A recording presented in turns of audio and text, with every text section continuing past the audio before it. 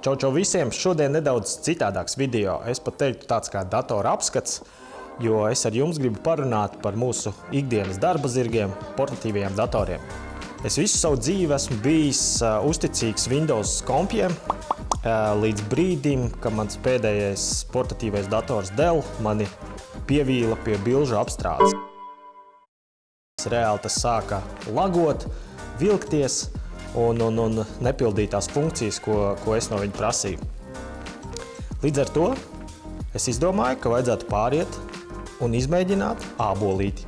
Tajā laikā finanses bija tik, cik viņas bija, tāpēc nopirku MacBook Air 13,6 colu ar M2 procesoru bāzes modeli, kuram ir nieka 8 GB operatīvā un 256 GB atmiņa.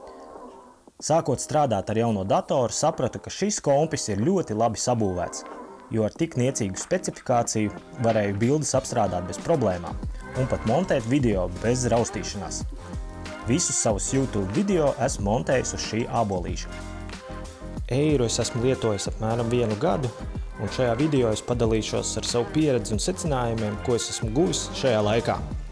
Apple MacBook Air 13,6 colu dators ir lētākais ābolītis, ko var iegādāties, kaut arī cena pret Windows datoriem ir pietiekami augsta.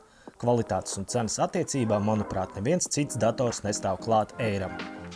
Sāksim ar to, ka mani izbrīnīja, cik plāns un viegls ir šis portatīvais. Paņemot to rokās, liekas, ka esi paņēmis planšeti. Tik tiešām tas ir plāns un viegls. Dažreiz pat var aizmirst, ka laptops ir ielikts somā, jo tā viegluma dēļ to nemaz nejūt. Otra lieta, kas man ļoti pārsteidza, ir baterijas lietošanas ilgums. Ja tu pa nakti to uzlādē, mierīgi var nostrādāt visu dienu tikai uz baterijas. Pats Apple saka, ka baterija darbojas 18 stundas. Varbūt, ja tu lieto tikai internetu vai strādā ar dokumentiem. Bet manā gadījumā es montēju video un apstrādāju bildes, tad dators mierīgi izvelk 8 līdz 10 stundu darba dienu. Trešā lieta ir ekrāns. Tas ir spožs un ar ļoti labu izšķirtspēju, kā arī ar akurātām krāsām. Līdz ar to foto un video montāžas process ir ļoti patīkams un baudāms. Skatoties filmas vai montējot video, tu viennozīmīgi novērtēsi šī datora ekrāna kvalitāti. Nākamā foršā lieta ir, ka dators ir kluss, neskan nekādi ventilatori un tas nedūc pie slodzes. Šī gada laikā neesmu saskāries ar to, ka dators būtu uzkarsis vai sāktu dūkt. Kaut arī bieži vien to liku slodzē, montējot un eksportējot video. Klaviatūra un trackpads šim datoram ir vienkārši fantastisks. Klaviatūra ir klusa un pogas spiežas lieliski. Savukārt, ja tev patīk izmantot trackpadu, tad tu novērtēsi, cik labi tas strādā uz MacBook datoriem. Vēl viena forša lieta šim ābolītim ir MagSafe lādētājs, kurš piestiprinās pie datora ar magnētu.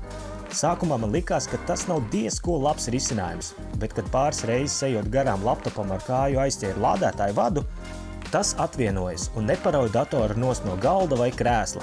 Īstenībā vads pie magnēta turas diezgan labi. Nav tā, ka tas pats no sevis var atslēgties no datora kontakta.